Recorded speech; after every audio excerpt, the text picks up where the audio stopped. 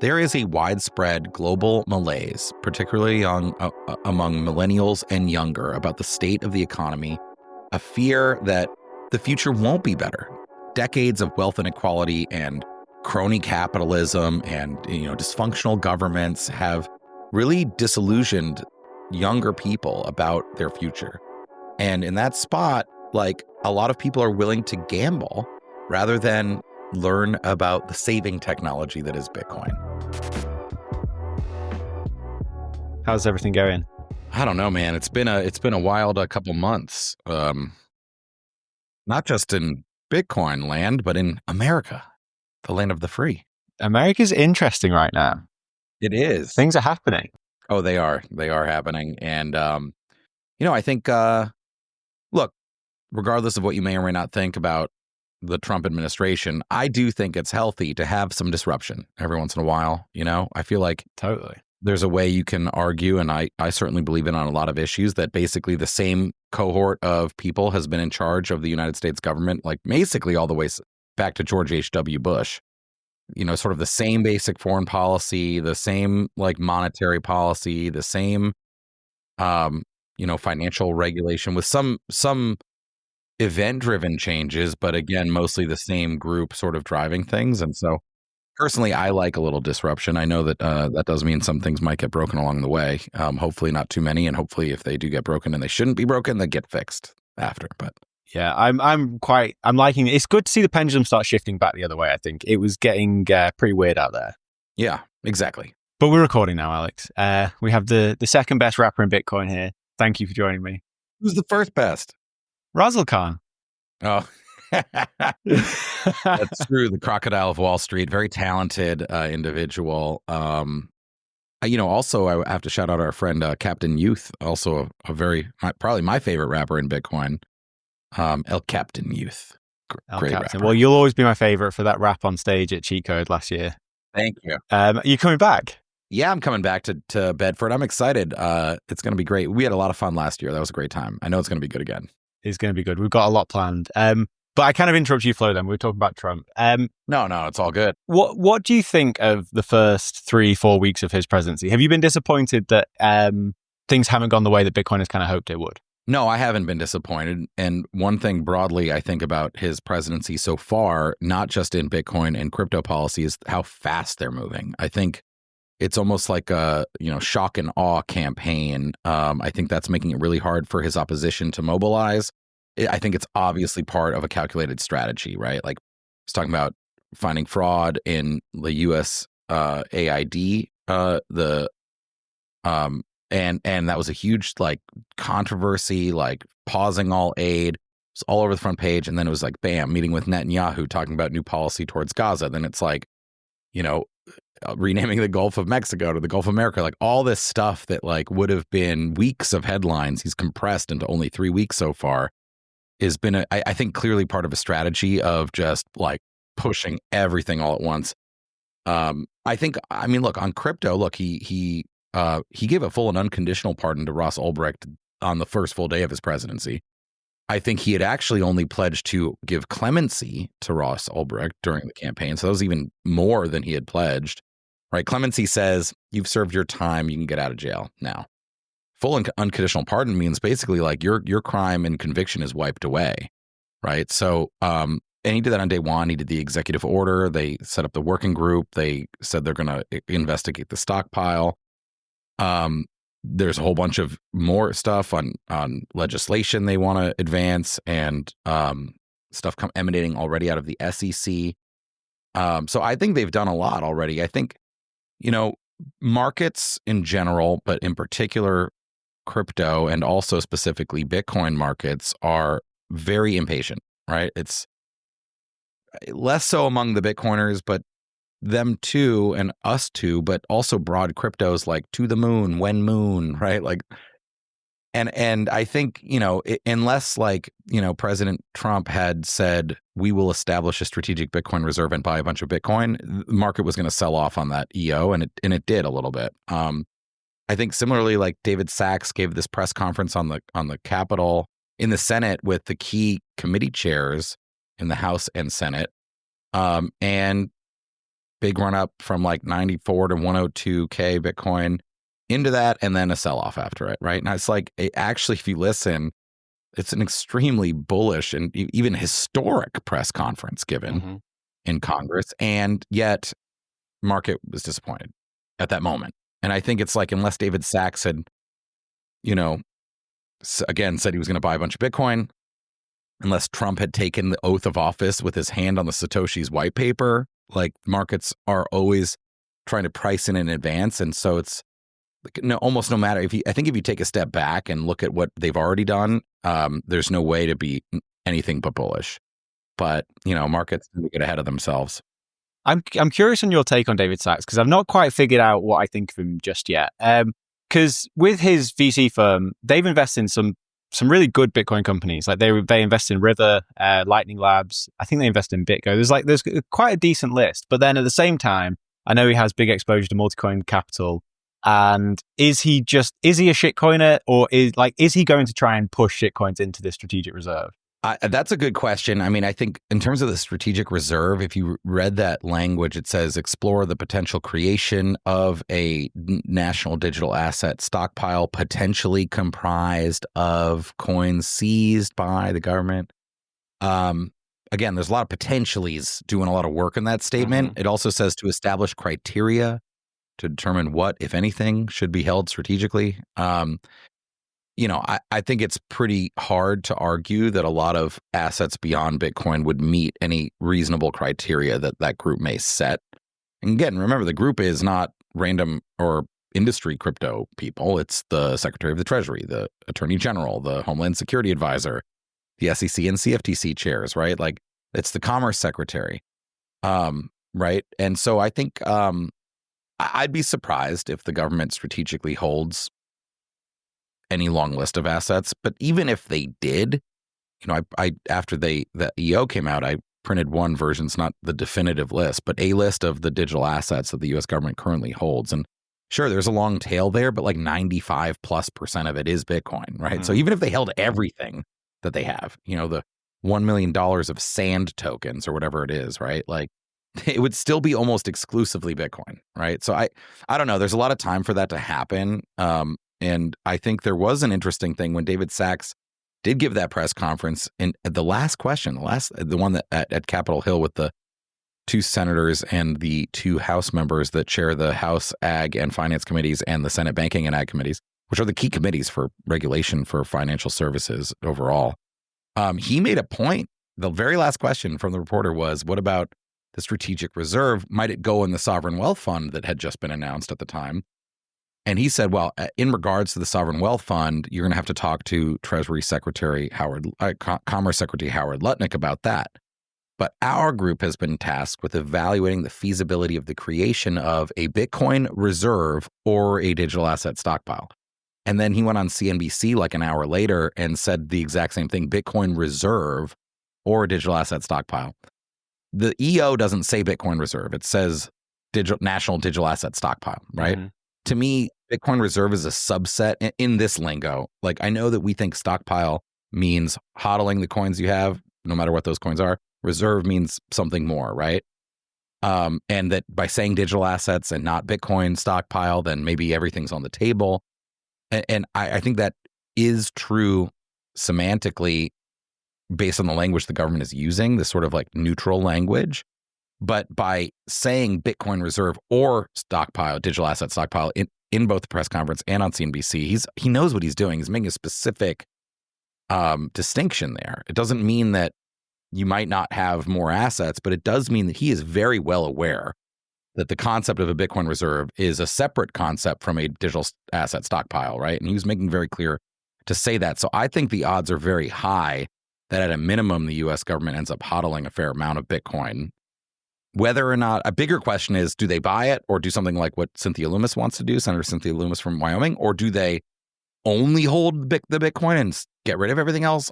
Those are up in the air still, but I would bet money that the U.S. government formally is holding Bitcoin by the end of this year. And I would say to your question, Danny, about David Sachs, though, like, I agree. I mean, Lightning Labs, River, Craft Ventures has been a long time investor in Bitcoin companies, mostly Bitcoin companies, when it comes to their venture stuff. Yes, I think he did make a big Solana bag. It's hard to, blame a guy who makes a lot of money on something for liking it, I think.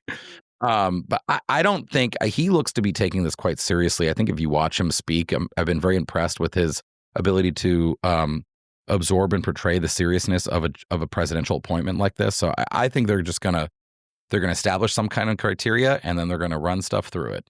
Okay, I've got a few questions on that. But first of all, do we know how much Bitcoin the US actually has right now? Because I know there was rumors that Biden was selling a load off at the end of his presidency.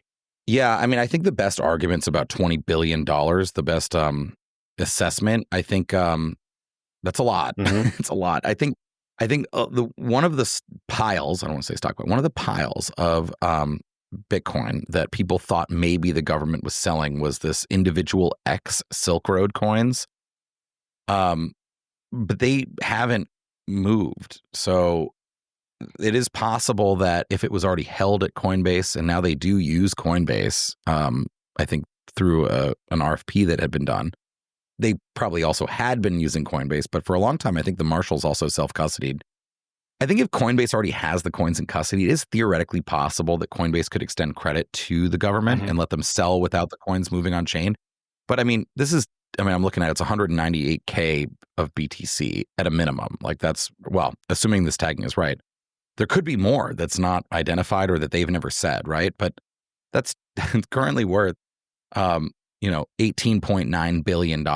And so maybe Coinbase could offer billion, I'm making this up, but a couple billion of credit.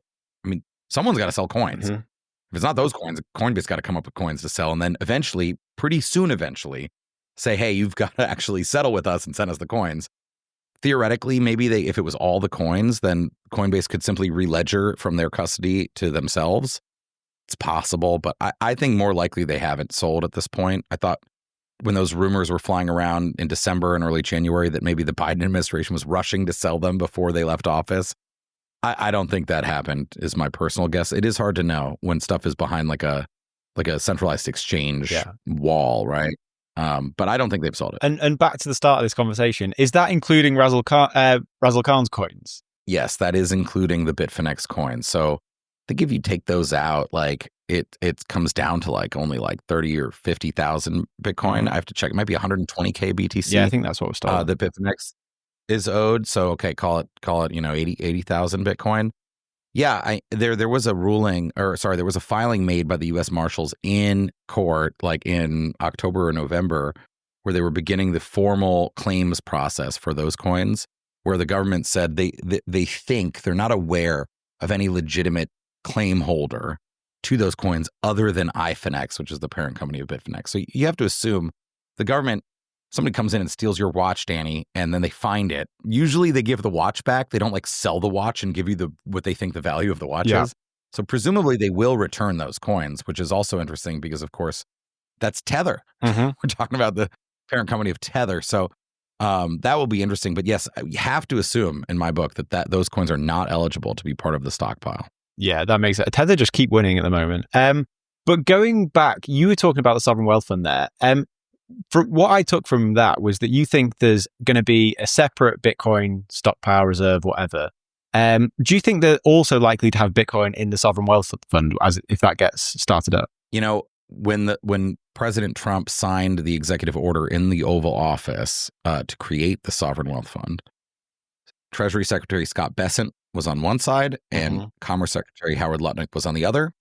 And it's ostensibly going to be operated or determined by both of them. But then David Sachs didn't say, hey, you're going to have to check with the incoming Treasury, the Treasury Secretary and the Commerce Secretary. He just said the Commerce Secretary. I might be reading too much into this, but I wouldn't be surprised if that was sort of accidental in the sense that actually, while it's certainly going to involve both of them, maybe it really is Lutnick's thing. The Treasury Secretary has got plenty of other stuff to worry about, right? So, and if it is, I think the odds go up significantly that it also separately holds Bitcoin. If the government's going to build effectively a hedge fund portfolio with assets that for some purpose to whatever I'm not sure exactly. I think they have to decide what the purpose of it would even be. Maybe, for example, maybe it's a dividend yielding fund or an income generating strategy versus a A growth strategy, I don't know. But the math is pretty simple that even a small allocation to Bitcoin can improve the Sharpe ratio and Sortino ratios of almost any portfolio. You have to redo the math depending on what the mix is. But I mean, everyone knows Bitcoin has been, 50% CAGR asset for like 15 years, right? So, and if you go and look at the things that Commerce Secretary Howard Lutnick has said about Bitcoin, he is quite bullish, right? The Treasury Secretary said, look, I love it. The kids love it. Gets them interested in markets. I'm for it. That's pretty much what he's said publicly about it. Howard Lutnick has said a lot more explicitly that he loves Bitcoin, that he and the other partners at Cantor own, quote, shed loads of Bitcoin, and that he expects, they own hundreds of millions of dollars worth, he said on Pomp's podcast, but he expects it to be worth billions of dollars. Yeah. So I think if the Sovereign Wealth Fund is managed by the Commerce Secretary, I think it's very likely, even just for portfolio diversification reasons, that it has some. What Bitcoin did is brought to you by our lead sponsor and massive legends, Iron, the largest Nasdaq-listed Bitcoin miner using 100% renewable energy. Iron are not just powering the Bitcoin network, they're also providing cutting-edge computing resources for AI, all backed by renewable energy. We've been working with their founders, Dan and Will, for quite some time now, and have been really impressed with their values, especially their commitment to local communities and sustainable computing power. So whether you're interested in mining Bitcoin or harnessing AI compute, Iron is setting the standard.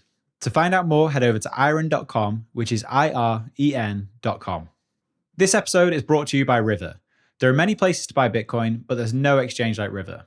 They have innovative products, phone support, and a dedication to security that you just don't get elsewhere.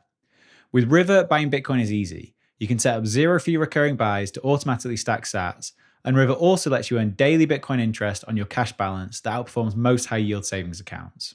With River, your Bitcoin is stored safely in multi-sig cold storage, plus you have peace of mind knowing they do monthly proof of reserves and hold all client Bitcoin that wasn't withdrawn to self-custody. Open an account for yourself or your business at river.com/WBD, which is RIVER.com/WBD. So can we get into like a bit of speculation here of how this is actually going to be set up? So let's start with the Sovereign Wealth Fund. Where will the money come from for the Sovereign Wealth Fund? So the Treasury Secretary has said that in general, and as it relates to Sovereign Wealth Fund, the government may try to start monetizing the asset side of its balance sheet. So you think about things the government owns. Well, it certainly owns land and owns a bunch of land, right? I mean, I'm not really in favor of selling off like national parks to fund a sovereign wealth fund, but it owns a ton of land. It owns a ton, not a ton, like hundreds of tons, maybe hundreds of thousands of tons of gold, right? Which is currently valued at some absurdly low number by statute, which Cynthia Lummis's bill says revalue it and then sell some of it to buy Bitcoin with. Others have, Zoltan Posar, formerly of Credit Suisse, wrote a note just recently, revalue it also separately for use some portion of the net gain to fund, other activities could do that. You also have Fannie and Freddie, the two mortgage lenders that were nationalized effectively during the Great Financial Crisis. Many people have looked at whether or not the government and thought about whether or not the government should take them public again. They could monetize those assets and take some of the proceeds and put it there. So you don't have to necessarily pass a new spending bill to fund that, or frankly, a Bitcoin strategic reserve. There are assets that are sitting around basically either massively undervalued in the case of gold, or simply not monetized, right? Just being held as properties of the U.S. government or assets of the government that could be used to fund some kind of fund. Sovereign wealth funds is a good question because, typically sovereign wealth funds are had by countries with significant imbalances, trade imbalances, right? So where they have significantly more exports than imports, and they use some of that surplus to diversify out of those exports by buying other assets, or like incredibly oil-rich nations, which often, by the way, are also net exporters of that energy. We don't have trade surplus. We have a significant trade deficit. We also have a massive amount of debt, and we have a budget deficit. So passing new spending for this doesn't seem like necessarily the best idea, but there are other options. Just going back a little bit, why is the gold not priced correctly at the moment? It's by statute. I think you might think about this. You might not want it to free float on the market because what if it goes down a bunch? Now all of a sudden the government has less money. I mean, right now it's kind of like that accounting, the gap accounting for intangible assets, like that MicroStrategy and others have dealt with for Bitcoin and other things, where like you actually have to mark it to its low water point. You can never mark it up, but you can mark it down. That isn't why it does it, but it has a similar effect in that you can never realize the gains. I don't know. I don't know why it has been like that for like 30 or 50 years. And frankly, I would be cautious in revaluing it. I'm not the guy for this at all, but like I would wonder if that has like follow-on market impacts that should be studied.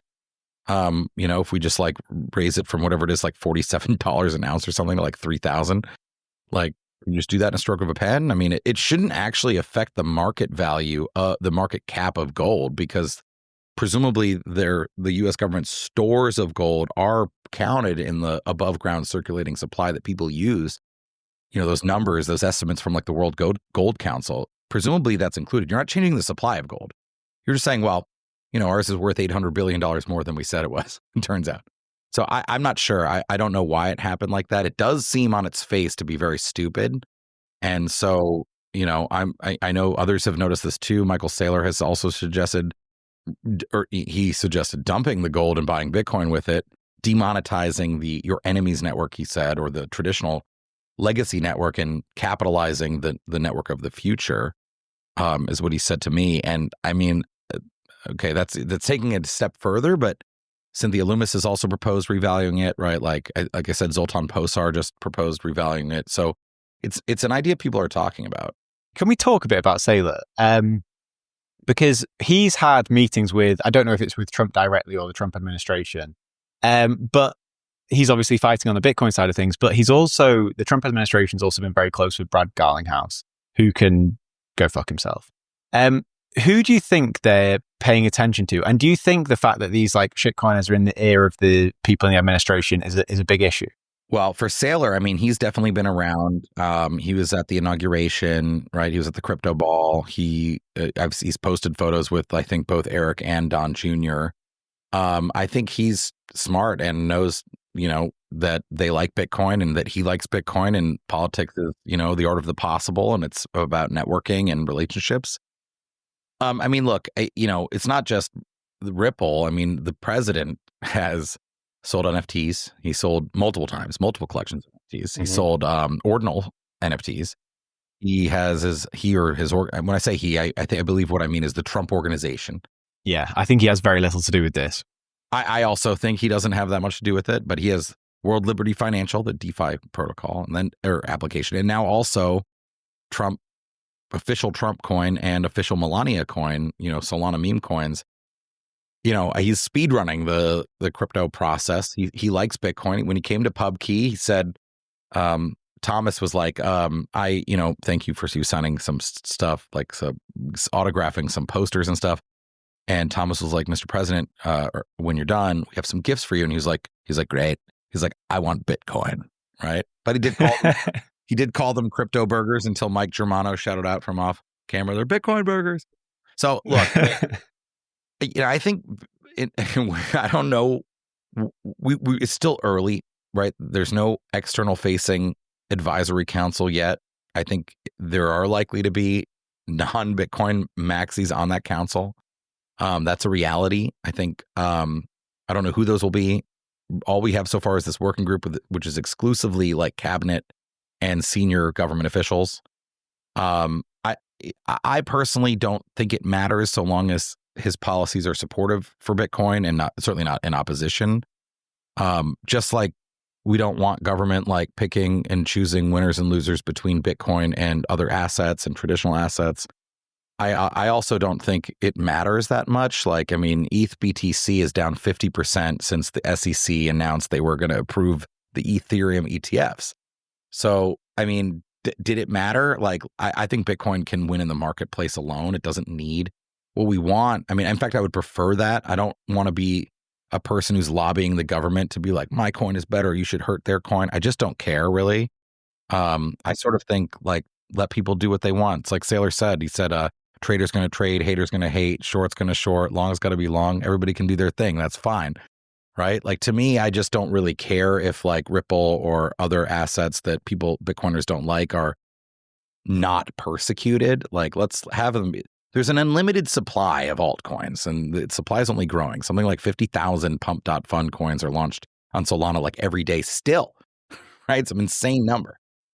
The altcoin complex is one today of an excessive and inflating supply. Like, there's no doubt about that. It's a huge dynamic for why Bitcoin dominance is at the levels that it is in what is ostensibly a broad crypto bull market. Like, there's almost no precedent for that. And part of the reason is all the supply. So I don't think Bitcoiners need worry about, like, I don't think if, even if Ripple is included in a strategic stockpile, like, it's not going to be like close to the size of the Bitcoin. Like, it doesn't matter too much to me. I don't think it's that big of a deal. And I think Bitcoiners should focus on continuing to evangelize the benefits and fundamental properties of Bitcoin. And they feel free to do that at the expense of other cryptos. Like, that's fine. That's what the market is for. But I don't think we need the government to be, picking and choosing necessarily. Yeah, that makes sense. Were you at PubKey when Trump went in? I wasn't. Unfortunately, I was in Singapore at that time. I was very upset. Very upset. I want to know if he hung around and had a chat. I've seen all the videos. I've seen all the the like B-roll footage. It was only there for about 20 minutes. Friends of mine were there, of course, and I was told it was a pretty surreal experience. The president doesn't drink. He famously doesn't drink alcohol, like, at all. I think he might have said he's never had a drop. So, and maybe that's one reason all the camera shots were from the bar facing out, so that it wouldn't be like him in front of a giant pile of booze. I think if you look through Trump photos, you're not going to actually see a single one where he's like next to a bottle of alcohol, which is interesting also, because it's like, now PubKey's more than a bar. But it must have been surreal. I've seen them all. Frank Corva was there, has some great B-roll footage that's just like of the atmosphere.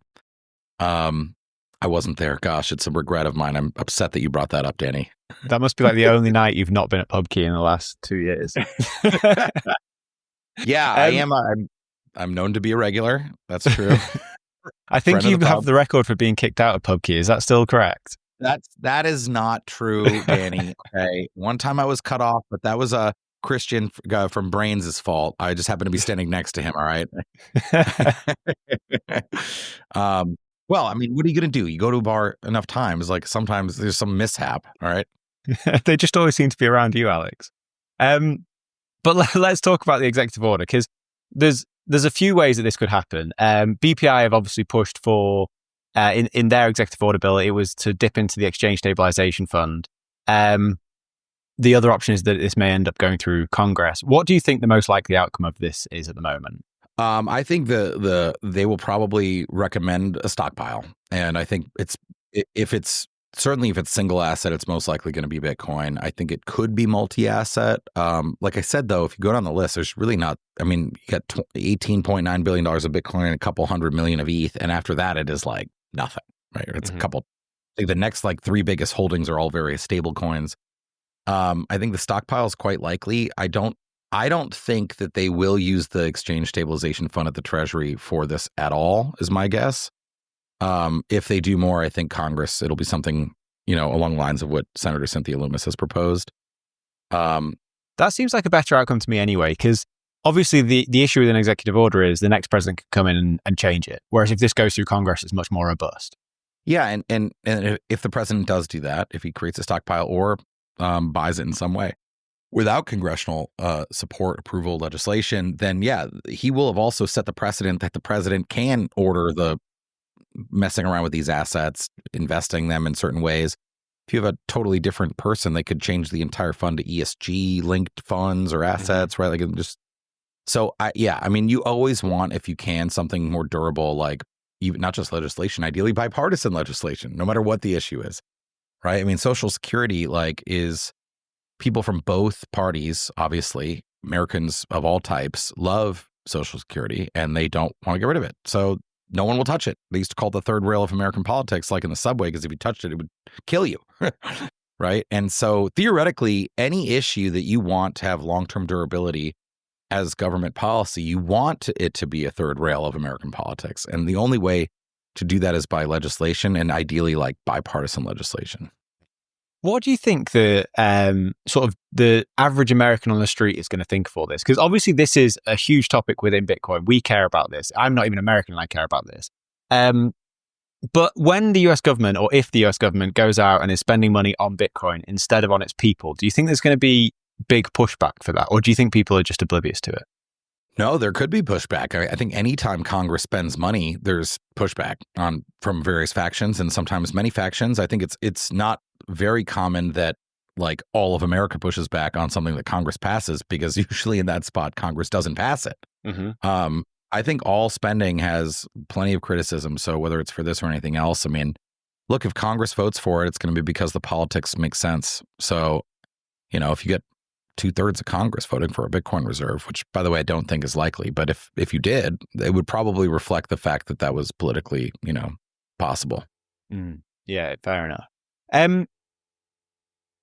One thing that I've been really surprised about over the last however many months, since Nashville really, is to see Bitcoiners cheerleading the state quite so hard. Like, to me, Bitcoin was always about separating money and state. And I understand that you can't stop anyone buying Bitcoin, and nation state adoption was always inevitable at some point. But have you been surprised to see quite so much cheerleading from Bitcoiners on this? It's, yes and no. I think, the way it absolutely is a self-sovereign technology. It still is, even with ETFs. We had a similar conversation about this, you and I, and Pete, after the ETFs were approved. Like, It's a similar question, like, should we be cheering on BlackRock? And I think my answer then, which is different, a government is still different than BlackRock, to be clear. The U.S. government is a different ballgame. But what I said then was, like, so long as the ability and right to self-custody is maintained,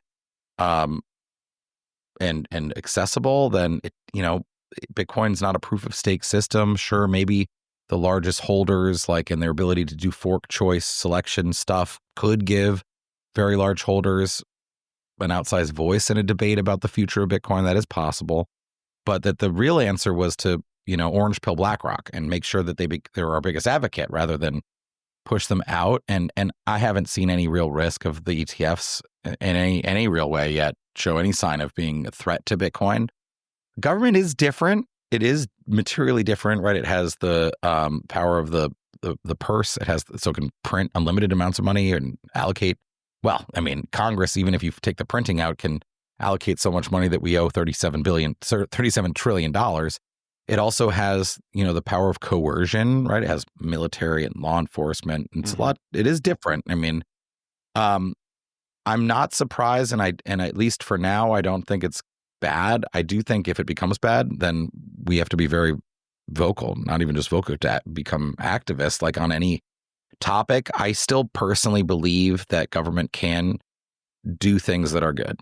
It does bad a lot of times, and even when it tries to do good, it often fails to do so, or it lies about doing good, or right. Like, there's plenty of risk in government. I mean, I sort of hail from the Ron Paul school of libertarianism. I mean, I've moderated a bit as I've gotten older, but I think you had a president who campaigned to do things for the people that supported him, many of whom were Bitcoiners. Bitcoiners have an agenda, and so far he's been working on that agenda, I think, pretty well. So, like, you can either put your head in the sand and say that voting doesn't matter, or you can, get out there and play the game that's on the field. And right now, the game that's on the field is what to do with these policies, and advocacy seems to be working. And are there risks to that? There sure are. But, history is written by those who show up, and showing up right now is having an impact. So that's sort of the way I look at it. Yeah, I think I agree with that. The thing you said there that I think is interesting, though, is the kind of power of coercion. Because I'm absolutely not an ossifier. Like, I think there's good changes that could come to Bitcoin and possibly should come to Bitcoin.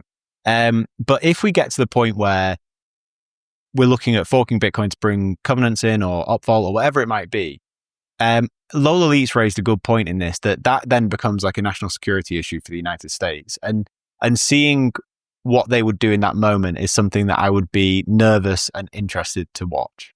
Yeah, I mean, Look, there's a long way to go, I think, until that happens. I think it's certainly something to keep in mind, but Bitcoin's 14% of gold's market cap today. It's not a threat to the dollar. It's not close to a threat to being a threat to the dollar. It's, to me, it's right now, it doesn't mean it won't ever be more than this, but right now that's a fun intellectual conversation that's not pragmatic or relevant. So that's a podcaster's question, I think, Danny, more than a realistic question. I don't think anyone lucky in the we're both government podcasters. I know we are. Yeah. Okay. So fine. Let's take it then. I mean, I don't think it's a risk now. I do think, look, if Bitcoin were to challenge government or the dollar, would they use the power of force to stop it? They might. I think they might. I think that's why, things like in-kind redemptions, right to self-custody, like doing, proof of keys day, that's why Bitcoiners should promote self-custody. We promote self-custody, right? I talk about it all the time. Well, I think, and by the way, and sometimes when centralized exchanges or custodians talk about self-custody and promote it, it might be seen as lip service, and maybe it is, right? Maybe it is. But we're all out here now advocating for the right to self-custody. That was in the executive order as part of a national priority. Yeah, that was one of the coolest parts in that executive order, I think. That and the right to write and deploy software, right? There's a reason why those are in there. And it's not because we sat back and let Trump and his team do whatever they thought about crypto. It's because many people are behind the scenes pushing for those things. So my point is and a lot of those people include people that work at centralized crypto places, right? So again, I think so much of that question comes down to maintaining the ability to self-custody. Sure, if they spring the military on Bitcoin holders right at the moment when no one's self-custodying, that's a problem. That's why you should be self-custodying if you can. I self-custody my own Bitcoin. It's not, there's pros and cons, and I get that a lot of people may not be able to, but you should learn. And we should also push for better materials, better education. One thing I love about the PubKey from Cash App, right, is that might be the single simplest self-custody hardware wallet I've ever seen. One that was one of the first that was maybe we can get, Danny's grandma to self-custody now instead of using Coinbase, or my grandma or whomever, right? I think I want more of that. And to me, you can never think about Executive Order 6102, right, on gold. Dude, they didn't seize everyone's gold. They didn't go house to house and kick the door down. They could have done it a little bit. And maybe that would have scared enough people that more would have brought their gold into the bank to turn in. But let's be real. They didn't get all the gold. You're not even close, right? So and that's because a lot of people had gold jewelry or gold in their house or gold coins, and it was not feasible to actually do, let alone the fact that Americans are heavily armed, right? So I do think self-custody is the key here, is the check. And so no matter how far down we go the path of institutionalization or nationalization or national strategic reserve creation, people should be learning how to self-custody their own keys and doing it. Yeah, Americans are heavily armed, and Bitcoiners are probably even more heavily armed. So I think that's fair. And to your point on the BitKey, I think the BitKey is brilliant. There's obviously trade-offs with that in terms of privacy and things like that. But it's an amazing product, and it's very cool to see someone bring such clean UX to Bitcoin, because that's been the thing that's always missing. The last thing I want to talk about on the Trump side is Chokepoint 2.0. That seems to have ended. How closely have you been following that? Oh, very closely. Really since, even before the failure of Silicon Valley Bank, I think on January 3rd, ironic, intentional date, I'm not sure, January 3rd, 2023, the Fed, OCC, and FDIC put out this first joint statement. So that was only 2.5 months, 2 months, less than 2 months actually, after the collapse of FTX. And it's possible that that's what precipitated it. It's also possible they were planning on writing it or wanting to do it anyway. That set the tone, said that basically it said crypto asset activities at banks were risky, from all three major national regulators of banks. So I've been following it since then, and it accelerated. And I know of many of our friends, prospects, clients, counterparties that had banking access issues, again, for cash accounts, not there are no banks in the U.S. really, except for BNY Mellon in Anchorage, which has an OCC national banking charter that actually would hold Bitcoin.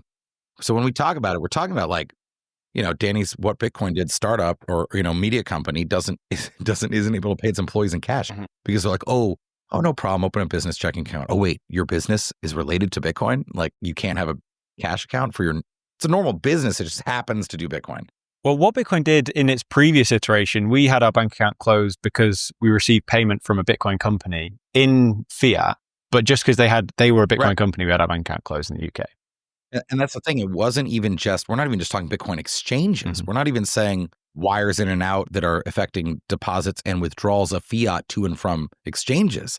We're talking about like payroll accounts, right? Like basic vendor fiat payment accounts. We know this happened en masse. I saw Jay Powell was speaking before Congress today, the day we're recording on February 11th, and admitted basically that it had occurred. Obviously, we've seen all these documents come out from the FDIC as a result of this History Associates versus FDIC Freedom of Information Act lawsuit that also, they're called pause letters that really show a coordinated effort to dissuade banks. Things like the FDIC saying, hey, you want to do that thing, that Bitcoin thing? Like, if you do, you have to answer this ludicrous number of questions. And then they would answer them. And then they say, okay, well, actually, we're going to have the local New York FDIC person come on site for a special examination. And then you would see the next correspondence would be the bank saying, you know what, don't worry, we're not going to do it. And they'd be like, okay, cool, the examination's canceled. So it's like the oversight was directly tied to the fact that they were doing that. And that oversight is pressure. It's direct pressure. If they say, hey, dude, you got to go through the ringer and answer all these questions, and we're going to crawl up your, behind in your offices, go over every single thing you've ever touched, ask you a million questions, make it super hard for you. Oh, wait, you're not going to do it? All right, cool. You don't have to do it. Like, that's a very clear message that you shouldn't go anywhere near this. And it's look, I mean, President Trump even said that one of the things that made him like Bitcoin was learning about the Canadian truckers, right? Which, remember, they had protested the mandatory vaccinations. They said, we're not going to truck goods across Canada if we're all forced to do it. And then not just those protesting truckers, but also random grandmas who donated $50 of them had their bank accounts closed in Canada. I think most Americans, again, regardless of what the issue is, it's true also if you're, I don't know, like of a disfavored racial group or sexual orientation in a fascist country or an authoritarian regime, you might also be debanked or surveilled or arrested or whatever. And nobody wants, lawful human activity, lawful business activity to mean that you can't touch money. All right. I mean, money is digital today. The vast majority of money is not in paper notes, right? Whether it's fiat in your PayPal or your Apple Pay or your or just an ACH, or that's what we call in the US, or like a bank transfer, or if it's Bitcoin, like the vast majority of money is digital. And so I think it definitely did happen. I just make this point because there was a lot of gaslighting done, not just by the banking regulators, but also by their defenders in Congress, Democrat commentators who claim that, no, you're just a scam-laden industry, Bitcoin. Like, that's why you were denied. And if you weren't denied, actually you weren't denied, but if you were, it's because you were bad. And that's okay. Well, I don't believe any of that's true. I don't think the evidence shows that that's true. I think there was a coordinated effort to choke off the banking, crypto, and Bitcoin's access from the banking system. And it sounds like that's not going to happen anymore. We've already seen the new acting chair of the FDIC say that they're going to relook at all of that. In fact, they've said they're going to relook at their entire approach to banks doing stuff related to crypto. The Fed chair, like I said, has effectively admitted that they did that and said they're going to look into that. Cynthia Lummis had held up this thing in the oversight pamphlet from the Fed that obviously discouraged people from doing it. Jay Powell said they're going to take that out. So there's movement in favor. If there wasn't a real problem, then there wouldn't be a need for this movement. So I'm not saying that banks shouldn't be able to determine who they can bank. Like, I don't want to make having a bank account a human right. Like, I mean, there's risk related to business, and businesses and potentially their regulators should be able to impact that. But you shouldn't be able to take a legal industry that is politically disfavored and just kick the whole thing off. And that looks like what had happened. That's why it's called Operation Chokepoint 2.0.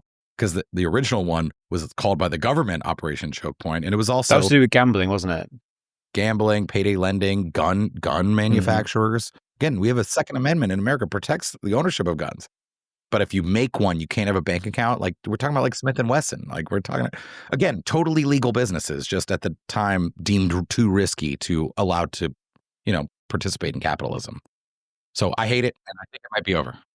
Well, that's good. To me, that's one of the most bullish things that's come out of this. Because like the US buying Bitcoin, however they do it, is great for number go up. But just leave us alone is like that's the best thing to come out of this to me. Yeah, and I do think it's risky, to your point, to Lolita's point. I do think like government getting involved in Bitcoin does have risks. But the other thing is, I don't think Bitcoin needs it. Like Bitcoin has been objectively 100%. winning for 16 years without governments buying it, without, frankly, institutions buying it. There's no need for it. So I'm fine. I'm kind of fine if it happens because I don't think it's that big of a risk. But I caution. It's one reason why I always come out on the conservative side of this in terms of likelihood or need is because I also don't think the market should be getting so excited about this. Like I said, a historic press conference from David Sachs, but because he didn't announce a giant like Bitcoin subsidy to Bitcoin holders, like we're supposed to believe it's bearish all of a sudden. Dude, Bitcoin's 96K like right now. Like it's crazy. All right. We don't need it. So I don't want Bitcoiners. I counsel traders and investors like it shouldn't be a sell the news when they announce a potential for a digital asset stockpile. That's kind of what we were. And to be clear, President Trump never said Bitcoin strategic reserve. I've not found one clip where he ever said that. In Nashville, he said, the government should do something Bitcoiners have always known, never sell your Bitcoin. That's why, as the last part of my plan, I'm going to announce the intent to create a strategic national Bitcoin stockpile, right? This idea, and I love David Bailey a lot, by the way, but he kind of has incepted this idea into the market, which is fine. And if it happens, it's good. But I worry that the market gets over its skis and then it ends up disappointed for something that may never have been likely in the first place. But also, more importantly, that Bitcoin doesn't need. Yeah, I totally agree with that. 100%. This episode is brought to you by Casa. For those of you out there who want to protect your Bitcoin, I want to tell you about Casa, the leading Bitcoin self-custody solution. If you're serious about protecting your Bitcoin, then you need a rock-solid security plan, and Casa gives you just that. With their multi-signature security and key management services, Casa makes it easier than ever to take control of your Bitcoin without the risk of a single point of failure. Casa also now has a private client option, which gives you a purpose-built security program with ongoing advisory, advanced verification inheritance, a 24/7 security emergency line, and lots more. To find out more about Casa's private client solution, go to casa.io, which is casa.io. This episode is brought to you by Ledger. If you're serious about protecting your Bitcoin, Ledger has the solution you need. Their hardware wallets give you complete control over your private keys, ensuring that your Bitcoin stays safe from hacks, phishing, and malware. With Ledger's easy-to-use devices and the Ledger Live app, managing your Bitcoin has never been more convenient. Whether you're a long-time holder or new to the world of Bitcoin, Ledger makes it simple to keep your assets protected. If you want to find out more, visit ledger.com and secure your Bitcoin today. That is ledger.com. I said the last question on that, but I actually want to talk a little bit about the SEC and the CFTC before we move on. So Gary Gensler's obviously out. We've got Paul Atkins coming in, who I don't really know too much about. I don't know if you have any insight there. But another question I would have on that before you go is, do you think it's likely that Bitcoin ends up being regulated by the CFTC, not the SEC? That's a great question. I'm going to say I hope not. I don't know if it's likely. I do know that what they call the market structure bill and reforms, which is you've got the primary two legislative packages are about stablecoins, legalizing, formalizing, bringing them on shore officially, and market structure, which is what is and isn't a security and versus a commodity, and if one is one or the other or neither, which of the SEC or CFTC may or may not regulate them. You know, in the UK, they have the Financial Conduct Authority. It's one financial regulator that does everything. The US has this bifurcated financial regulatory setup. And it's not just the two regulatory bodies, but also two sets of congressional committees that oversee each. So the Agriculture Committee in the House and the Senate oversees the CFTC because it's Commodities and Futures Trading Commission. A lot of commodities are, farm stuff, corn, right? Oranges. Like whatever. Yeah, exactly. Whereas the SEC oversees securities and their markets. So it's not just that they're separate and that, probably some digital assets are securities and some definitely are commodities. And so it makes sense that both might have a claim on jurisdiction, but also the constituent oversight committees have their own jurisdictional turf battles, right? Like like, see, the Ag Committee doesn't want to say they're all securities because then it doesn't get to oversee this giant portfolio of new interesting stuff. So there's like intercommittee and then intercameral between the House and Senate. Like, it seems a silly situation. Even Hester Peirce was asked on Bloomberg TV today, like, if she would ever support like the combining to make it one. And she smartly was like, like, we'll just like work with whatever Congress does. Congress has set it up this way. She's amazing, by the way. She's the best. And I was going to simp for her in a second too. I've got a quote from a recent thing she wrote that I think is really great. But real quick, the reason I said it, I hope it doesn't oversee commodities. The CFTC already oversees futures markets. It's called the Commodities Futures Trading Commission. It's not called the Commodities Spot and Futures Trading Commission. You can't oversee spot commodity markets. Like when Apple stock trades on the New York Stock Exchange, right? So when you surveil it and oversee how it actually trades, there is one venue. You may be able to buy it elsewhere, but it's always ultimately going back through the primary exchange, which they can sit on top of as a regulator. That's not true for commodities. Like, where's the primary trading floor for gold, Danny? Do you know? I don't know. Nobody does. What about oil, right? I mean, people are buying and trading gold in futures ways, but they're buying it at pawn shops. They're buying it at stores on the street in India. Like, they're buying it worldwide. Oil's controlled. Spot oil is largely controlled by a literal cartel, right? That wouldn't be okay in securities markets. But again, there's no way to stop it. The commodities are consumable. They're physical things, right? You can't stop me from selling you a gold watch. Like, how are you going to regulate that? Right. So, and that's why part of the reason why the CFTC doesn't regulate any spot markets. So in my mind, look, and they already regulate Bitcoin futures markets on the CME and on the CBOE. So it's like, my issue is that, like, you can't actually regulate spot commodity markets. It simply doesn't work. There's always going to be foreign Bitcoin exchanges that you can't oversee. So even if you tried to or did, now you'd be kind of disadvantaging American Bitcoin exchanges. Well, what the heck? Like, River's got to get a CFT spot Bitcoin license, even though, like, whatever Bitstamp doesn't need one offshore. Like, it's, you know what I mean? It's not how commodities work. That might end up how it happens. And if it does happen, I hope that members of Congress will take that into consideration, that, like, wait a second, this would be the first spot market the CFTC oversees. And let's be cautious about that. Just real quick on Hester Peirce, Commissioner Peirce, she wrote a great piece. If people are interested, most of this relates to ex-Bitcoin crypto because even under Gensler, the SEC made pretty clear that only about Bitcoin, that Bitcoin wasn't a security. There are some issues mostly related to the ETFs and like custody rule and some stuff where Bitcoin is also affected that are still SEC jurisdiction stuff. But if you're interested in broadly in what the SEC may do in crypto, including Bitcoin, but in crypto markets mostly, she wrote a great statement, it's called, so not a speech, but a written statement called The Journey Begins. Sort of, she said it's her view, it's not the SEC's view, but she is in charge of the SEC's crypto task force. And it's this great sort of roadmap for what issues she expects the SEC to work on. Now, she doesn't say where they're going to land on all of them, but it's this great sort of cataloging of the things the SEC might be thinking about working on. But she also has this great statement when she's talking about, sort of her view of how regulation should work in America. She said, this is from last week, February 4th, she posted this on the SEC website, said, "In this country, people generally have a right to make decisions for themselves. But the counterpart to that wonderful American liberty is the equally wonderful American expectation that people must decide for themselves, not look to mama government to tell them what to do or not to do, nor to bail them out when they do something that turns out badly." I mean, that is one of the most libertarian free market visions for government's involvement in markets I've ever heard. And I love it. Yeah, that's incredible. What's your take on Paul Atkins, the guy coming in to head up the SEC? Well, both current SEC commissioners that were appointed by Republicans, Mark Ueda and Hester Peirce, previously worked for him.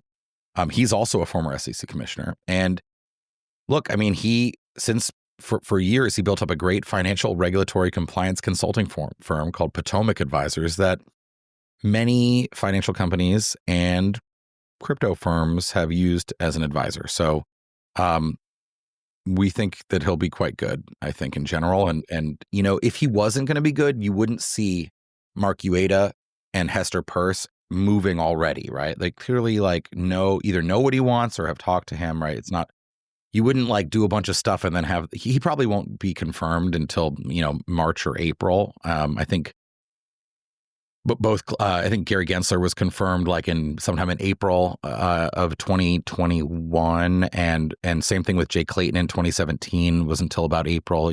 Got to do like Secretary of Defense, Treasury Secretary, some of these really fast because like that's really, really important. SEC can function with an acting chair. It's like there's not that much Senate floor time, so you prioritize.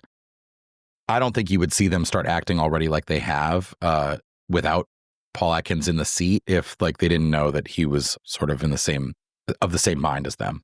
So you're quite bullish on him? Yeah, I mean, I have to admit, I was actually bullish originally on Gary Gensler too. So I don't want to compare them. I think everyone was. Yeah, because he taught the course at MIT, and he said at the time that 99% of cryptos were commodities. He later literally would say the opposite as chair. I mean, so I don't think the same thing's going to happen, but I feel that is an important disclaimer. Many people thought that he would be very good for crypto because of how knowledgeable he was of it, and because of some of his actual prior statements. But yes, we think Paul Atkins is going to be a very good chair. All right, let's get into markets.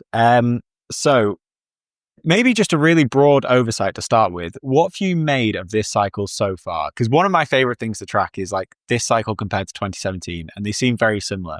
And I think whereas last cycle was kind of derivatives driven in a lot of ways, 2017 was obviously very spot driven. And I think now with ETFs, this market is behaving quite similarly. But what's your take on that? Well, on your point specifically, I think, look, 2017 was, I think, comprised of a lot of people who basically heard the word Bitcoin for the first time, tons of people, right? Like, and there were different market dynamics. Like at the time, most trading pairs were Bitcoin denominated. Like stable coins had no supply at all in 17. Tiny amount of tether. I mean, like less than $100 million of tether. Yeah, everything was tied to Bitcoin. Yeah, and most of the like trading pairs themselves traded against BTC. Then you had ETH make its run because of the ICO boom, which you had to buy. They were denominated in ETH. One of the things I say outside of Bitcoin, which has its own story, rightly so, and is owned for its own reasons, and as an asset, by the way, is deeply and widely held at this point, as digital gold, if nothing else.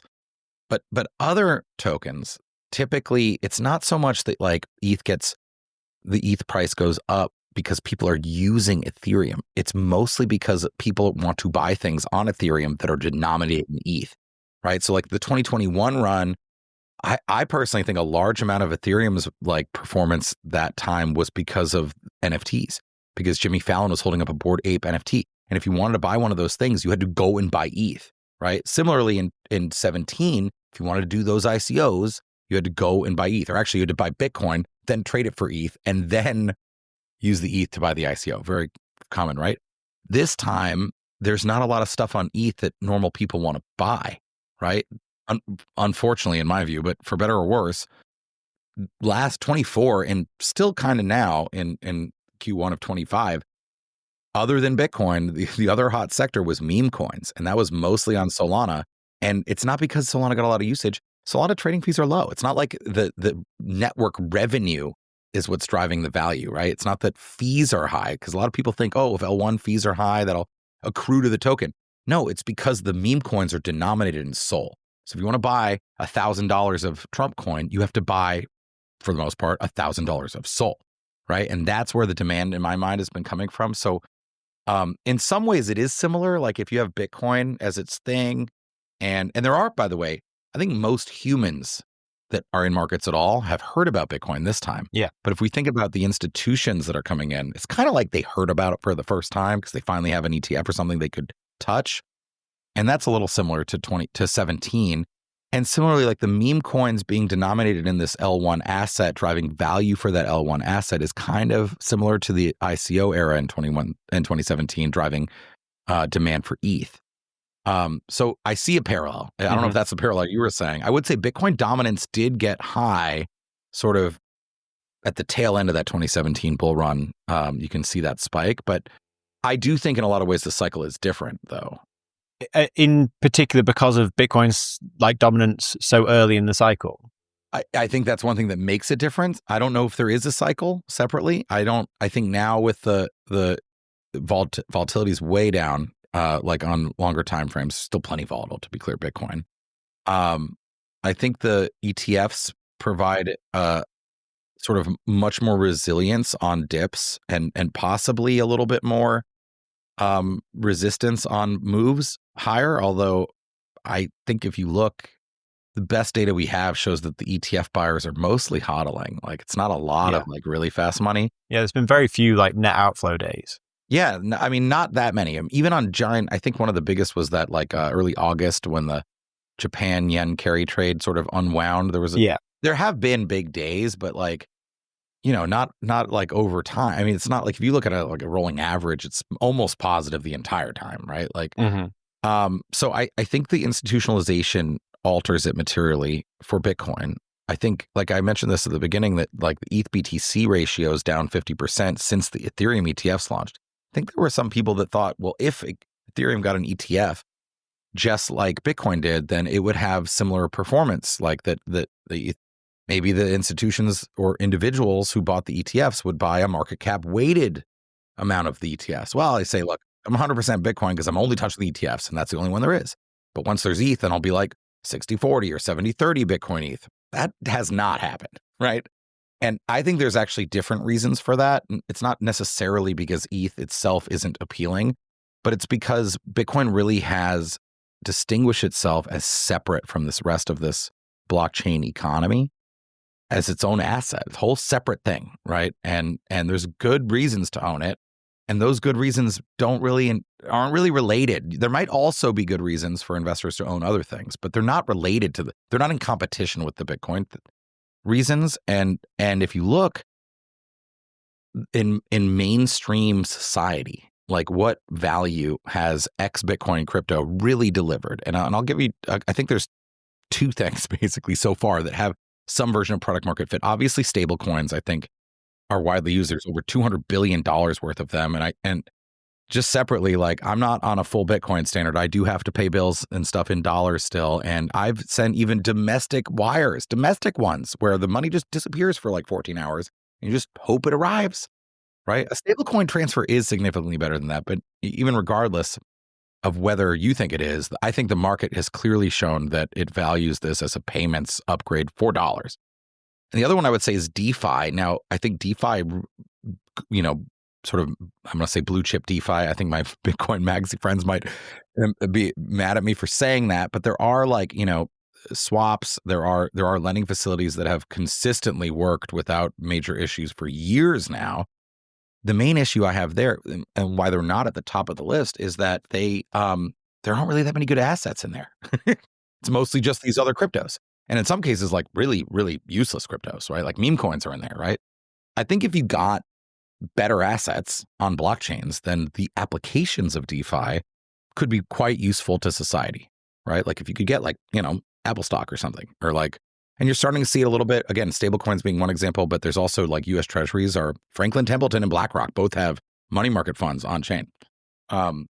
So I think to take it back to it, I think it's sort of like crypto is in its show me market, right? For years, it's been saying, oh man, like the boots on our neck, if only we could have the ability to do more stuff, we would bring all public blockchains broadly, would bring all this value to the world.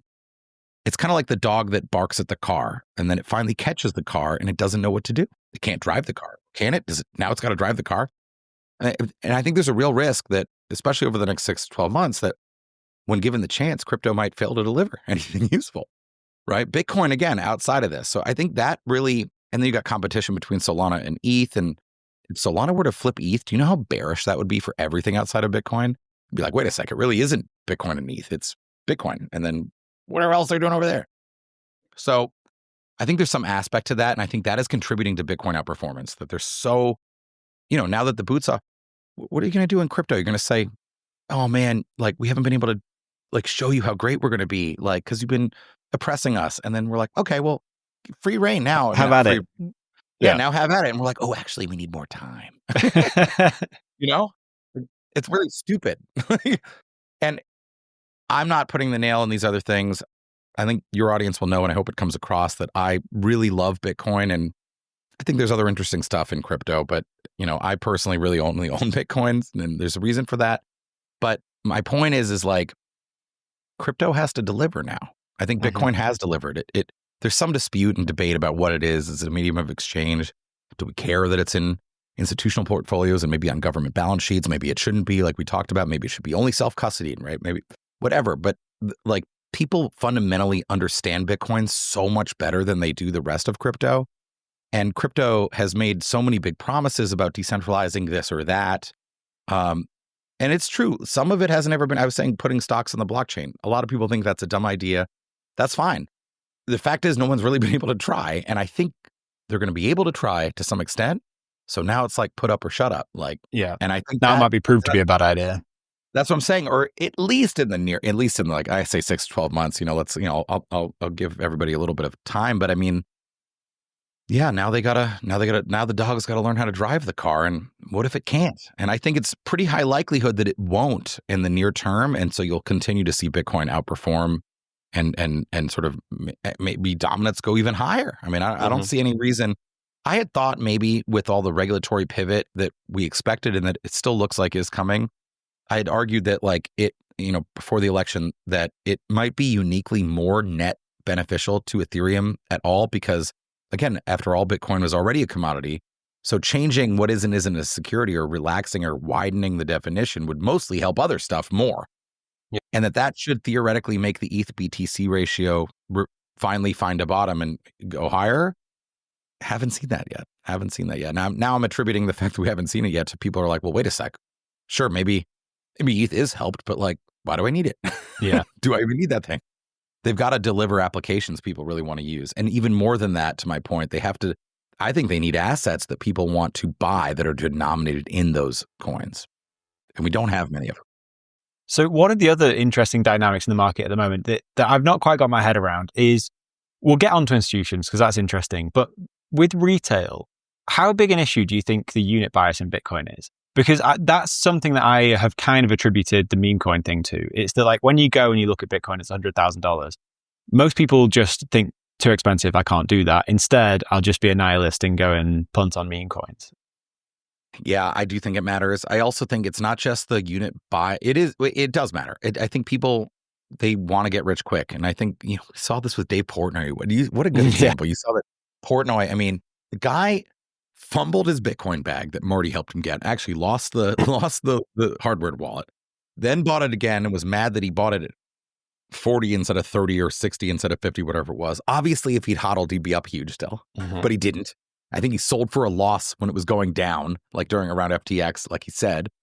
Then he's literally got Saylor in his house explaining it to him on his live stream, not like 2-3 months ago, right? And he's rich, so the unit bias shouldn't matter as much. Right. He could just but he's a gambler. He's a gambler, right? He likes to day trade. I mean, Barstool's very gambling aligned, but yes, he's rich. He doesn't need to 100 bag to set up his life. I think this is a great example, though. It's not just that if you don't have enough money to buy one Bitcoin, it's also this idea that I attribute even the meme coin frenzy to this. There is a widespread global malaise, particularly among millennials and younger, about the state of the economy, a fear that parents have, that even I have as a parent, although, younger, not, but my parents had for me, and that I have for my kids, that the future won't be better than it was, right? That they won't grow up better off than we did. There are people, I think, decades of wealth inequality and crony capitalism and, dysfunctional governments have really disillusioned younger people about their future. And in that spot, a lot of people are willing to gamble rather than learn about the saving technology that is Bitcoin. Or maybe they even have a little Bitcoin, but they just can't help themselves. There's this social media amplifies. There's all these people that post these doctored photos of their P&L, or they post all these predictions of every possible outcome and then just delete the ones that were wrong. I think there's this widespread view that everybody's making money, right? There was that headline in 2017, everybody's getting hilariously rich and you're not. And it was where they first had that Bitcoin sweater. I have that sweater. And that's not true. Not everyone is getting hilariously rich. A lot of people are losing all of their money in that altcoin casino. but I think it emanates from this much darker, almost societal level malaise about the future, and that is sad. And I that's one thing I love so much about the Bitcoin community is trying really hard to educate, not just that that altcoins are a casino and that it is effectively, a lot of it is effectively penny stock gambling. Sure, that's true, but also the power of freeing yourself from this burden to invest and make a lot of money, and instead adopting a much lower time preference, saving in something that can't be debased. I love this part of Bitcoin culture, and I think it's super important because it is clashing against this truly violently gambling addicted culture that is. I mean, gambling. People spend so much money on literal government run lotteries, and your odds are.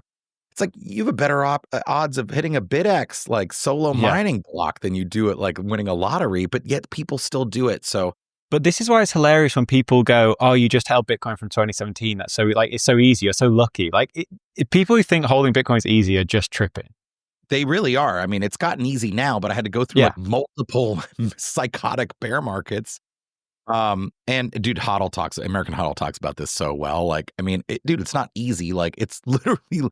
I had to listen to 1,000 hours of Danny and Pete. You know what I mean?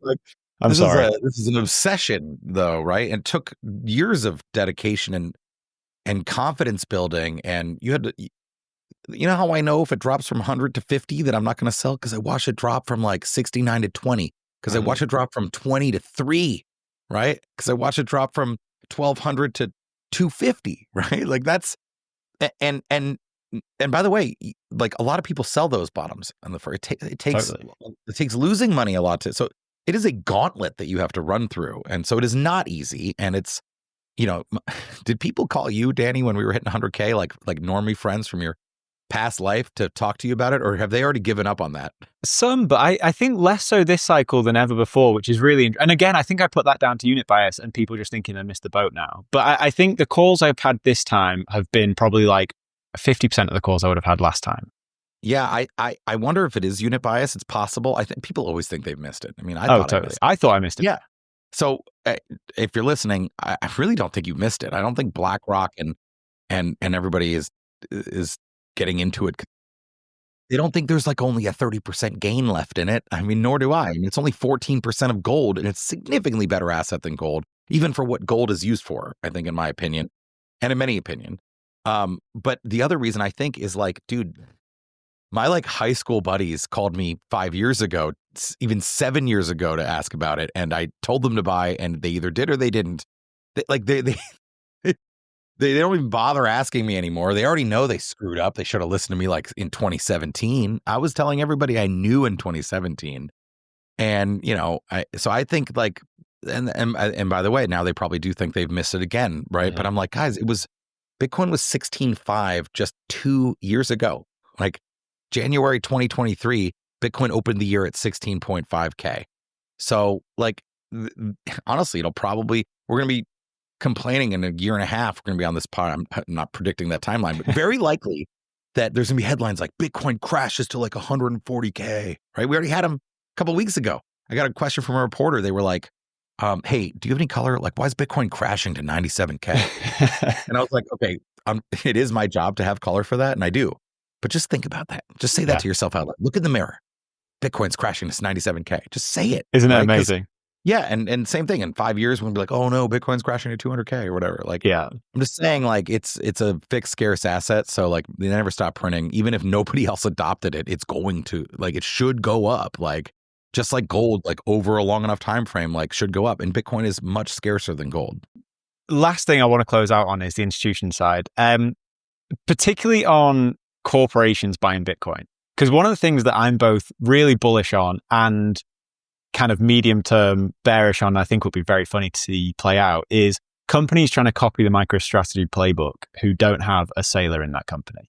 I think this year I'm sure we're going to see lots of copycats, although we've said that for a long time, we've not really seen them yet. So I'd be interested in your take on that.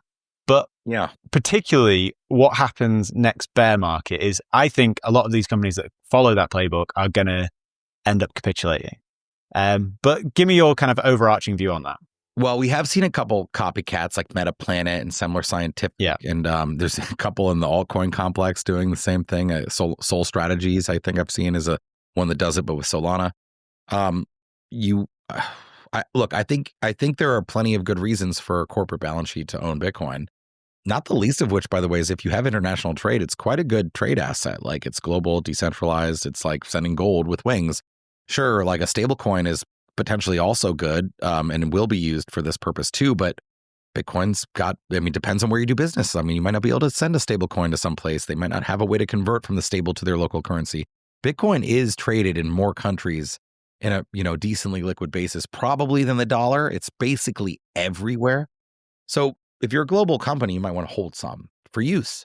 I think if you're thinking about it as a balance sheet management, I mean, the fact is, like I said, like the math is pretty straightforward. Like, it can add positive portfolio value to almost any type of portfolio, right? Like, depending on depends on the point of it. But if you're a growth portfolio, like, if you're 60-40 as a company, stocks to bonds, or 60-40 as an individual, math is going to be the same. So I think holding some, I'm quite bullish on over time. I think just if you're a prudent investment manager at this point, you have to consider it. There may be reasons not to do it. To your point about the balance sheet, I don't know what we want to call them, the leveraged buyers, or doing the strategy. They call MicroStrategy strategy now. Doing the strategy. We are seeing more. I think you might see more. I think the risk about a blow up is interesting, or not a blow up, like a forced capitulation, as you said. I think it depends on how you structure your capital stack, like what the profile of the debt instruments that you have is when they're callable, what their duration is. I think one thing that's really interesting that I think Saylor's done quite well at is terming out, the debt that he's issued, and most of it is like, I think even still 3+ years out. But on most, forget the exact, it changes depending on the price of Bitcoin. But like, if you bought it like any time and held for 3 years, or sometimes it's 3.5 years, depending on literally what the price today is, you've been in profit. So I think there is a strategy to the duration of the bonds that you issue. I think the real risk is that like you end up owing a bunch of debt right when your stock price and or Bitcoin are super low. And then you have to sell Bitcoin to cover. You don't have enough, you can't issue enough stock without crashing it, right? There is a risk of that. This is effectively running a hedge fund type strategy. It's sort of like a leveraged, hedge fund. So there is risk. I don't think the risk is particularly more than that. I think some of the vehicles, I think you're right. I think it's possible some could. I mean, this is probably, from a financial product standpoint, the single most defining novel thing in this bull market that we're in is MicroStrategy and others doing a similar play, right? Tapping public markets through either equity or, debt sales and using the proceeds to buy Bitcoin for their balance sheet. Like, that is probably the defining characteristic from a financial engineering standpoint of this one. Whereas maybe like, Bitcoin earn products was maybe the sort of defining characteristic. Yield bearing Bitcoin products was sort of the defining characteristic that blew up in the last cycle. I don't know that it is inevitable that these will blow up, but it is a novel thing to watch. It is new, and there is a risk. I mean, but I don't think. Is there a board confidence risk as well? Because obviously Saylor is the dictator at MicroStrategy. But if we see someone try and copy that playbook who doesn't have the same belief from their board, and they lose faith in this trade at the wrong time, do you think that also offers like a novel risk in this? Yeah, like shareholder activism. Stepping to changing the strategy. In fact, I think until recently, Saylor controlled the vote on but I think they disclosed a couple months ago or a month or two ago that actually he's dipped below 50% voting power. So it is possible. I mean, it is. You could imagine if it's trading. To be clear, I don't think that will happen at Strategy. No, I don't either. But I think the composition of the voting power matters. I mean, I think you could see somebody build up a big position and propose some kind of thing like let's get the Bitcoin out of there, right? I mean, I don't think this is the right way to think about these vehicles, or at least MicroStrategy in particular, but I know some do. Mm-hmm. Some hedge funds basically think of these as closed-end funds. And that's why they argue that it not only shouldn't it trade at a premium to its underlying net asset value, the value of its Bitcoin, it should maybe trade it at a discount because you can't get the Bitcoin out of there. Yeah. Similar to the way the Grayscale products, traded at a discount. I don't think that's really what they are. They can look similar to that, but also be something entirely different. Yeah, there's a risk. There is a risk. I think Saylor was in a unique position. And I think one of the things I most admire about him and am so fascinated by was that he identified this trade, not just the literal thing that he could do, but that also he and MicroStrategy were uniquely positioned to pull it off. And I think that will go down as one of the most fascinating case studies in financial history. I mean, I think it's truly historic. 100%. People will be talking about, no matter how it turns out, either it could blow up and MicroStrategy will go away one day, or it could become one of the most valuable companies on the entire planet. And in either case, I mean, MicroStrategy was the best performing, basically, equity, even on a risk-adjusted basis, in the world of any material size in 2024. Yeah. That alone makes it one of the biggest stories in financial history. Yeah, it's pretty incredible what he's done. All right, just to close out, you're obviously head of research at Galaxy. Do Galaxy have a kind of forecast of what you expect Bitcoin to do this year, or do you have one personally? Yeah, well, we published on December 31st, got it out just in time, our crypto predictions for 2025, covering a whole bunch of stuff, plenty of Bitcoin stuff in there. In fact, you know what? I'll tell you a couple of them, but I'll tell you on the Bitcoin price, I basically said 150K sometime halfway through the year. Not that that would peak, but that we would hit it. And then also 185 by the end of the year at some point. So you're bearish. That's what I was about to say. That actually puts me, I did a little table at one point of sort of a bunch of people's, Samson Mouse had like 1 million or something, right? Mm-hmm. And I love that. I mean, to be clear, a man can hope. I kind of also in general for these think it makes sense to be conservative. I would much rather be wrong to the downside than wildly off to the upside. But look, I think that's just reasonable. I think you're going to see it has appreciated faster than the S&P 500, than gold, although not year to date. Technically, gold is outperforming Bitcoin January 1st, 25 to present. But I think some of the other ones, we said that spot Bitcoin ETPs will cross 250 billion in AUM. I think currently they have about 120, so we're calling for a doubling. We said that Bitcoin will be among the top performers on a risk-adjusted basis again. I don't have literally every asset in the world, but by our count, it was basically Palantir and MicroStrategy, number one, then NVIDIA, and then Bitcoin. The CIA and MicroStrategy heading that up. Yeah, I mean, basically. And let's not forget, MicroStrategy is headquartered in Northern Virginia. We said that like top wealth management platform, at least one will recommend a 2% or higher allocation, and still none have, by the way. It's not included in any major model portfolios. I think when that happens, like that's one of the major reasons I think Bitcoin goes super high, is that you get like a platform with like 20 million accounts just straight up like default recommending like 1% Bitcoin along with everything else that they do. We said 5 NASDAQ 100 companies and 5 nation states will announce they've added Bitcoin to their balance sheets or sovereign wealth funds. Mm-hmm. Haven't seen that yet. I think actually you're probably closer on the nation states and sovereign wealth funds than you are on the they haven't announced yet, but I think there's some very strong rumors from the Gulf states though. There really are, and by the way, that makes a lot of sense. Totally. Like those states are sort of like the new Switzerland, right? They're sort of straddling east and west. They're not really aligned. Sure, they play ball, but yeah, exactly. Like, obviously like Saudi and the Emirates like are I would say, maybe I'm wrong. It feels like they're mostly aligned with America, but the Iranians trade in the Emirates. Like they're not like not allowed there, right? So I haven't seen any NASDAQ 100 companies say this yet. So that one actually seems farther off. I think you could easily, especially when you say sovereign wealth funds, which I threw in there, makes it even easier. Like, if like you talked about Norway, like they have like trillions of dollars, like if they bought like 0.2% of it in Bitcoin, it would be like a huge buy. I thought they'd done that. Have they not done that already?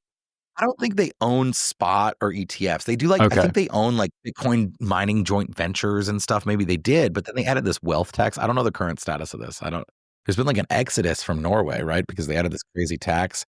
And just the last couple, we said, Bitcoin developers will reach, to your point about ossification, I said they will reach consensus on the next protocol upgrade in 2025. Ooh. Doesn't mean that it will be even scheduled. It certainly doesn't mean it will happen in 25. I'm not even saying that they will agree on when to do it in 25. I'm saying, I guess it's a little nebulous. It's tough to make this one purely binary, but they will coalesce around an upgrade. That's interesting. Yeah, some guesses like OpsCTV, CSFS, CAT, and or like basically maybe like, or, something covenants, maybe CAT too.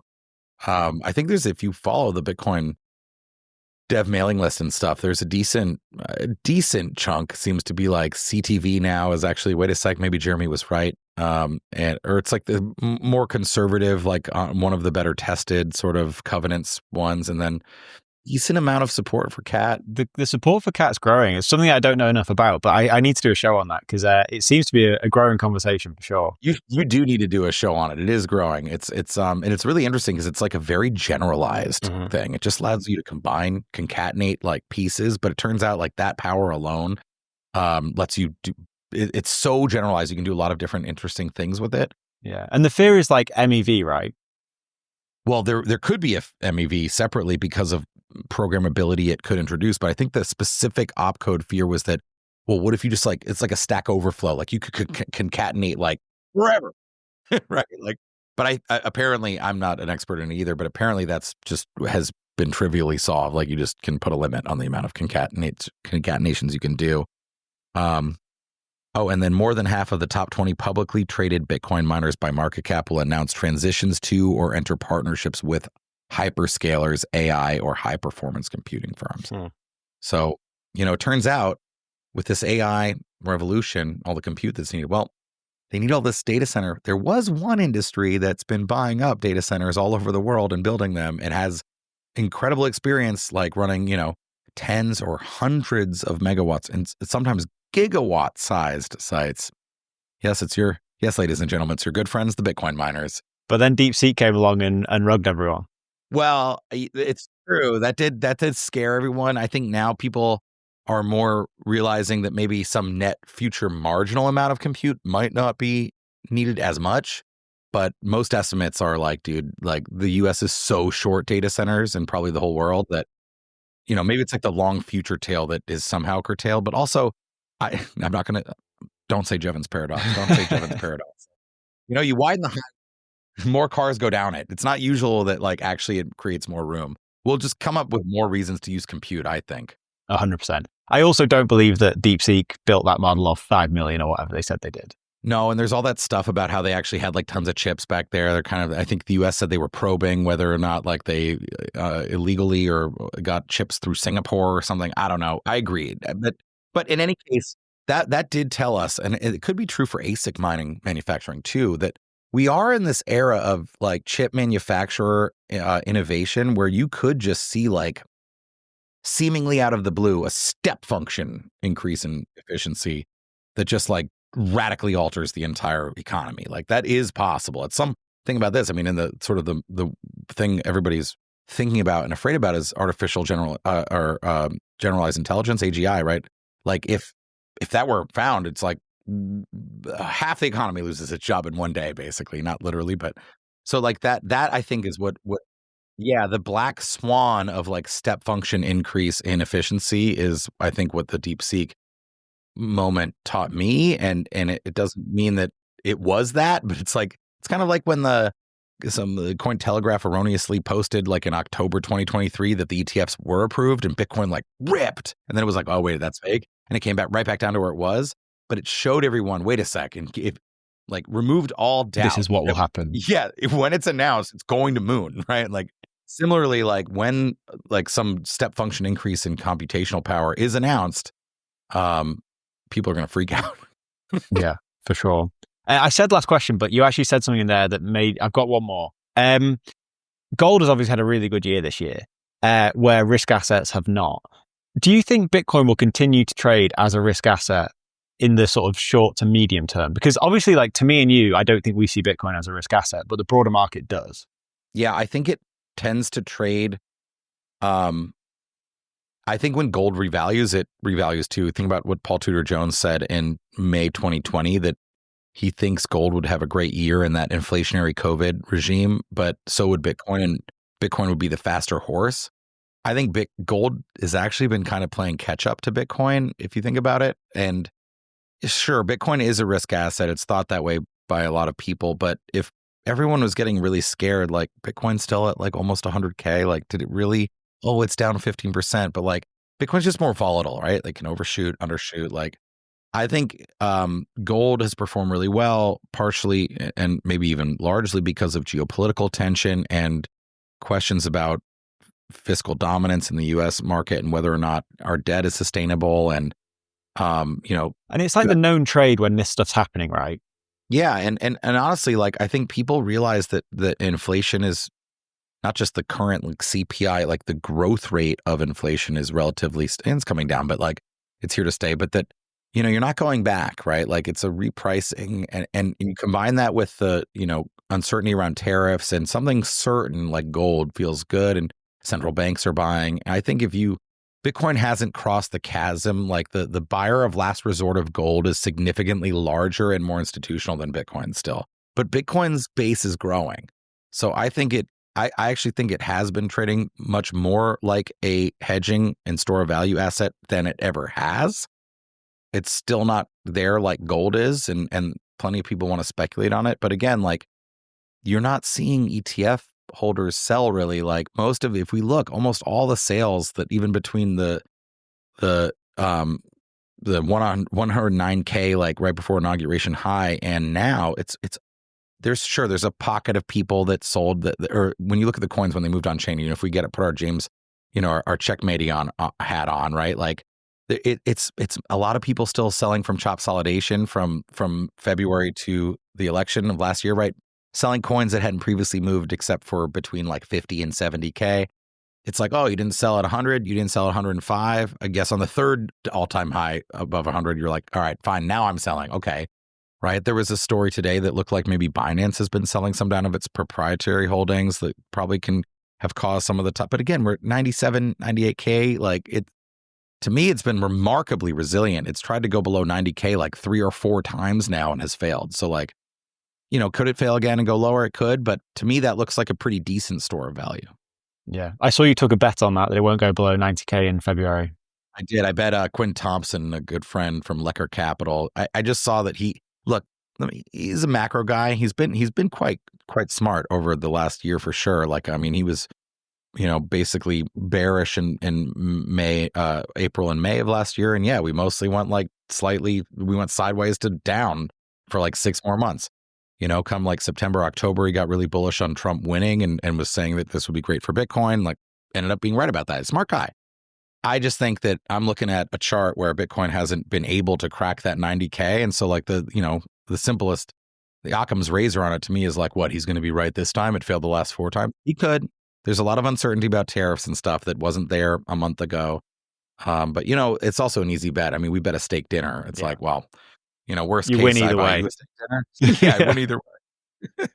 Well, Alex, this has been amazing. Thank you very much for the time. Is there any way you want to send anyone before we close out? Oh, yeah. I mean, look, just check me out on x.com, a great website, Intangible Coins. You can read all of our content from Galaxy at galaxy.com/research. And and just keep listening to what Bitcoin did, because the host has really improved over the last year. I agree. Phenomenal smarter questions, Thank you, Alex. And I look forward to seeing you in Bedford. This is going to be a lot of fun. I'll see you there.